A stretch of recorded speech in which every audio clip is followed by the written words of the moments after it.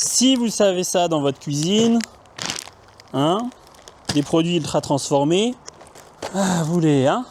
on n'en veut plus. Pourquoi? Parce que ces produits-là, c'est des produits chimiques, c'est des émulsifiants, des machins, des trucs. Ce n'est pas fait pour votre corps. Votre corps, on est des êtres de nature, hein, on a besoin de vrais aliments. Et je vais vous présenter comment j'ai réglé la plupart de mes problèmes de santé, mais aussi de poids, de peau, en enlevant tous ces aliments-là, et en mangeant des vrais aliments. Et je vais vous présenter chacun des vrais aliments, donc là que je vais manger ces prochains jours. Donc déjà, on commence. Super important pour avoir de l'énergie, il vous faut des fruits, parce que les fruits, vous n'êtes pas obligé, mais c'est des aliments qui sont extrêmement bons pour la santé. Parce que oui, il y a quand même certains peuples qui vivaient en très bonne forme pendant très longtemps, qui ne mangeaient quasiment pas de fruits.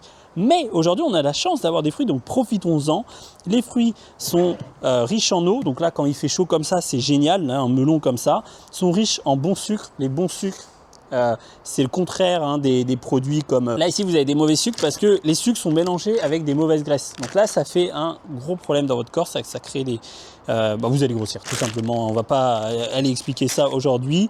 Alors qu'avec les sucres, pour grossir ça va être compliqué. Si vous mangez que des bons fruits, vous allez être en bonne forme, il y a des antioxydants, il y a des minéraux, il y a des vitamines.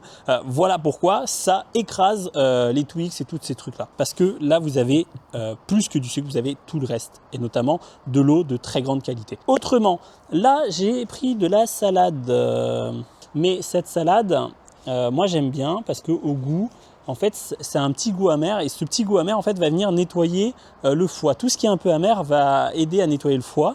Alors c'est pas forcément la cellulose, donc la cellulose c'est ça, c'est cette texture, on n'est pas des bœufs, donc on n'est pas fait pour la digérer, mais quand vous mettez un peu de vinaigre comme ce qui se faisait traditionnellement, un peu d'huile, un peu de sel, vous faites une bonne salade, ça peut être très bon, ça peut avoir des propriétés, mais toujours, voilà, moi j'écoute mon goût, si j'en ai envie j'en prends, si j'en ai pas envie j'en prends pas. Et là je sais que mon foie a peut-être un peu besoin d'un peu d'aide, et donc je vais lui donner de la salade, on va manger de la salade. Là il y a du persil, le persil c'est aussi excellent. Pourquoi avant ils en mettaient un peu partout, sur les fromages, sur les plats? Mais parce que ça a plein de propriétés, c'est plein d'antioxydants, c'est plein de composés, peut-être qu'on les connaît pas. On ne les connaît pas forcément tous encore, mais ce qu'on remarque, c'est que les gens qui se font par exemple des jus de céleri, moi j'ai beaucoup entendu, eh bien, mes reins vont mieux, j'ai moins de problèmes aux reins en faisant des jus de persil. Moi le persil, ouais, j'en prends, c'est pas mal, c'est bien. Là, on a du poivron. Le poivron, ben, regardez la couleur rouge. Il y a vert, orange et rouge. Moi je prends rouge parce que le rouge il est vraiment mature. Il est arrivé à maturité, il a plein d'antioxydants. Par contre, enlevez bien les graines parce qu'elles sont pas digestes. Et surtout, pour beaucoup d'entre nous, normalement il faut enlever la peau. Et en enlevant la peau, ce sera beaucoup plus digeste. Et ça, moi je trouve qu'à la poêle ou au four, c'est délicieux. Et encore une fois, suivez le goût quand vous avez des produits bruts, vous suivez le goût. Si j'adore ça, c'est que j'en ai besoin. Je me pose pas la question. J'adore, j'aime. J'en ai besoin, c'est tout. Si j'aime pas, j'en prends pas. Peut-être pendant un mois, je vais pas en vouloir. Mais là, j'en ai envie. Vraiment, écoutez-vous votre corps. Vous savez, il a plein de capteurs, de choses comme ça. Il sait plus ou moins ce dont il a besoin. Alors bien sûr, il faudra apprendre ça parce qu'on a été avec tous les produits chimiques là, de tous les aliments modernes, ça a engorgé un peu tous nos capteurs. Donc, vous faites un peu une petite pause, vous mangez des produits bruts et vous allez voir, vous allez ressentir les choses, vous allez être beaucoup plus à l'aise pour savoir ce dont vous avez besoin. Là, vous avez des tomates, qu'est-ce qu'elles sont belles ces tomates, je vais les mettre pareil en salade avec la salade. Ici, incroyable mais vrai, de l'ail, mais vraiment, alors là c'est un vrai ail, hein, là, vous regardez comment il est. Là c'est de l'ail, c'est plus qu'ancestral, là, il a 400 ans celui-là, c'est pas possible. Non, en rigolant, mais on sent que c'est un producteur, voilà, c'est pas tout propre, mais justement c'est très bon par contre, c'est un ail qui va avoir énormément de saveur. L'ail rempli d'antioxydants, antibactériens. Il y avait un célèbre herboriste, Maurice Mességuet, qui disait, c'est drôle, à chaque fois que je vais dans une région où les gens vivent très longtemps, qu'est-ce qu'ils consomment? De l'ail à tous les repas. Donc l'ail, vraiment, allez-y, cru, cuit, c'est délicieux. Et là, qu'est-ce qu'on a là? On a un saucisson. Mais le saucisson, c'est bon pour la santé? Mais bien sûr, à condition, dans le contexte où les porcs sont nourris de manière naturelle et pas dans des endroits là, industriels où les porcs sont nourris n'importe comment, sont pleins de médicaments, ne voient pas la lumière du jour. Non, ça, ce saucisson-là, il va vous poser des problèmes. Parce que vous croyez quoi? Vous mangez un animal qui est malade, qui vit dans de mauvaises conditions. Vous pensez que vous allez vous sentir bien? Vous pensez qu'il n'y a pas de toxines, il n'y a pas de... Non, bien sûr que ça va être rempli. Là, c'est un animal qui, pour le coup, a été bien nourri, bien traité, vit au grand air. Et donc, on a un saucisson. Pourquoi le saucisson, c'est intéressant? Parce que c'est un peu la fast-food de l'époque. Plutôt que d'aller sur le bord de l'autoroute quand vous êtes en voyage, de vous arrêter, de prendre un sandwich qui est plein d'additifs, qui n'est même pas de la nourriture, et on arrive à le manger parce qu'en fait on a mis plein d'additifs, sinon ce serait immangeable, ce serait pas bon. Là, ça, vous prenez un petit bout, ça se conserve longtemps. C'est l'idée du saucisson, ça se conserve longtemps, et oui, quand c'est bien fait, c'est sain. Parce qu'il n'y a pas de produits chimiques dedans, il n'y a pas de toxines. Et voilà, vous pouvez en manger avec un bout de pain. Alors là, j'ai pas de pain, je suis désolé, j'ai pas trouvé de pain ancestral, on va dire. Sinon, on a quoi? Là, on a des petits melons. Oh là là là là, comment ils sentent bon. Pareil, hein. Plus les producteurs de fruits vont faire attention à la terre dans laquelle ça pousse, avec l'eau laquelle ils utilisent, et plus votre melon il aura du goût. Mais le goût, qu'est-ce que ça veut dire? Ça veut dire aussi qu'il aura plus de vitamines, plus d'antioxydants, sans doute plus de minéraux. Donc, vous pensez, vous vous dites, ah, je l'achète plus cher. Ah là là, il est un petit peu meilleur goût. Vous achetez plus cher quelque chose qui va vous donner plus de santé quelque part, qui va favoriser une bonne santé. Donc, c'est plutôt que d'acheter des médicaments, acheter des melons. Bon, sauf si vous avez des traitements lourds et tout, là, c'est pas bon. Allez voir votre médecin. Voilà. Là, qu'est-ce qu'on a? Oh, une caviar d'aubergine. Ça, avec du pain, ça doit être très bon. Aubergine, huile d'olive, olive noire, ail, sel, poivre. Simple, efficace. Il n'y a pas d'huile de tournesol. Il n'y a pas d'huile de colza. Vous allez me dire, mais c'est bon pour... Non. L'huile de colza, l'huile de tournesol, elle a tendance à favoriser l'inflammation. Alors que l'huile d'olive, eh bien, c'est moins le cas, à condition qu'elle soit de bonne qualité. Donc là, on a un produit. Moi, je prends toujours ça. Je prends donc aubergine, huile d'olive, olive noire. Hop, là, qu'est-ce qu'on a? On a un coulis de tomates. Et si vous regardez à l'intérieur, il n'y a pas de graines. Et oui, parce que la tomate, en fait, les graines ne sont pas digestes pour l'être humain. Et donc, dans la tomate, ça peut poser problème. C'est pour ça que dans le coulis, de manière traditionnelle, on enlève les graines. Et vous avez la même chose pour les framboises, les fraises, les mûres, on en faisait des coulis. C'est beaucoup plus digeste parce que vous enlevez les graines qui peuvent être irritantes pour l'intestin. Donc le coulis, on en raffole, c'est très bien. En plus, ça se conserve.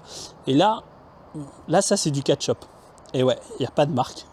C'est totalement naturel. C'est fait par un producteur. Il met du sucre roux, il met quelques épices, il met de la tomate. Et oui, on peut manger du ketchup. Il n'y a pas de souci, à condition qu'il soit fait de manière, on va dire, traditionnelle, avec des vrais produits. Elle est belle la vie quand même. On peut manger des burgers, on peut manger du saucisson, on peut tout manger à condition que ce soit fait dans les bonnes conditions.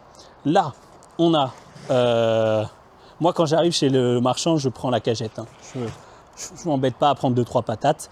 Il faut savoir que pour être en forme, il faut manger. Avant, les gens mangeaient 3-4 kilos de patates par jour, ça leur arrivait. Eh bien, moi, c'est mon cas. Quand je suis en forme, je mange 2, 3, 4 kilos par jour sans problème. C'est rempli d'eau. C'est du potassium, c'est des choses qui en fait vont donner à votre corps de l'énergie. C'est pas que du sucre. Encore, genre, il n'y a pas longtemps, on m'a dit oui, ça fait grossir. Mais comment ça fait grossir des patates? Comment ça peut faire grossir? C'est la mauvaise graisse qui fait grossir. Vous voyez de la mauvaise graisse là-dedans? Ça n'existe pas. C'est du bon sucre, c'est des bons sucres. Quand vous consommez cela, vous allez être en pleine forme.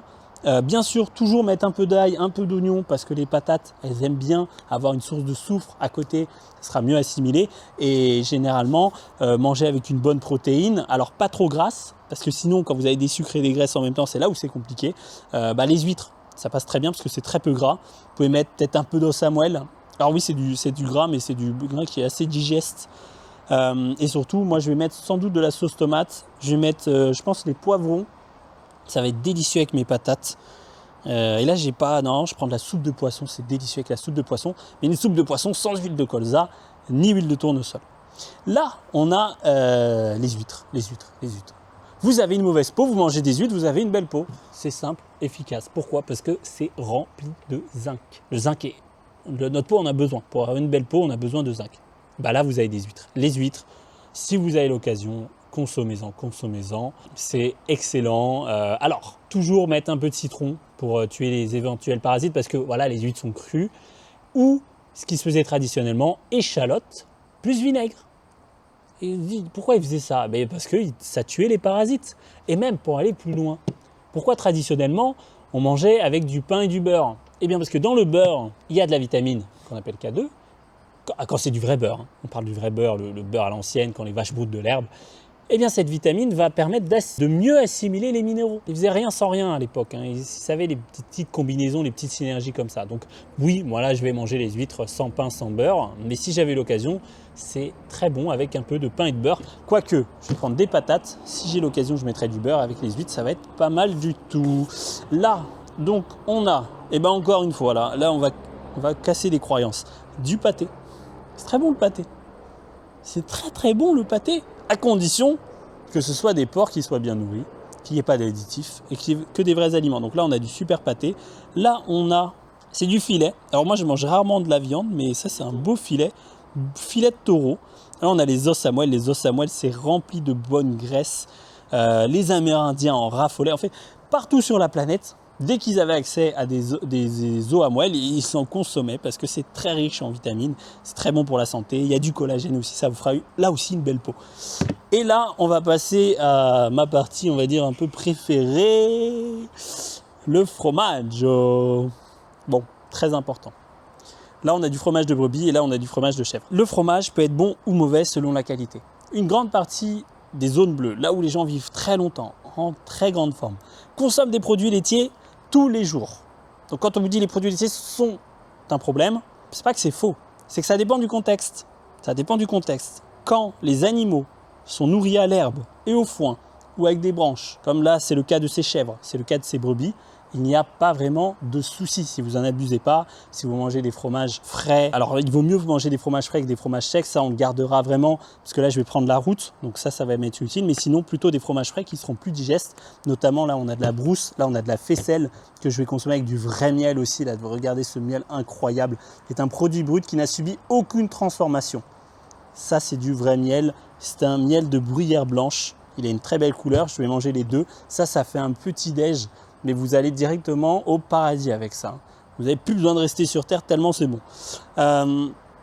Ici, donc là, on a du fromage. Et bon, c'est plein de petits fromages, c'est du fromage de chèvre. Ce qui est très important, donc, c'est que les animaux soient nourris à l'herbe et au foin. Ce qui va faire que, à l'intérieur des fromages, vous aurez plus de vitamines, plus de minéraux, plus d'antioxydants, beaucoup moins de risques d'avoir des facteurs d'inflammation et aussi plus de goût. Mais encore une fois, on vous l'a dit, le goût, le goût, ça nous renseigne aussi sur la qualité des produits, la qualité intrinsèque des produits. Que dire de plus, sinon que je vais me régaler avec ces produits. Une dernière chose, quand vous consommez ces aliments-là, c'est écologique. Quand les chèvres et les brebis, elles broutent de l'herbe, et les vaches aussi c'est le cas, ne rejettent pas de méthane, on n'a pas besoin d'acheter du maïs à l'autre bout du monde. Donc ça favorise un écosystème sain. Elles font en sorte aussi de renouveler l'herbe, de faire en sorte que les prairies soient de bonne qualité. Donc vraiment, c'est écologique. Par contre, si vous achetez du fromage en supermarché qui provient de grandes industries, là vous détruisez la planète, bien sûr. Donc c'est vraiment une question de contexte. Le lait, les produits laitiers peuvent être le diable et en même temps ça peut être des anges. Et là c'est des anges, hein. C'est magnifique. Maintenant que vous avez ça, si vous souhaitez un suivi adapté, si vous avez des problèmes et que vous n'arrivez pas à les résoudre tout seul, eh bien, on a mis en place un programme. En lien dans la description, vous avez la possibilité de passer un appel. On vous explique exactement tout ce qu'on a mis en place. Et si ça vous convient, eh bien, on part pour une belle aventure ensemble pour un renouveau de vous-même, tout simplement.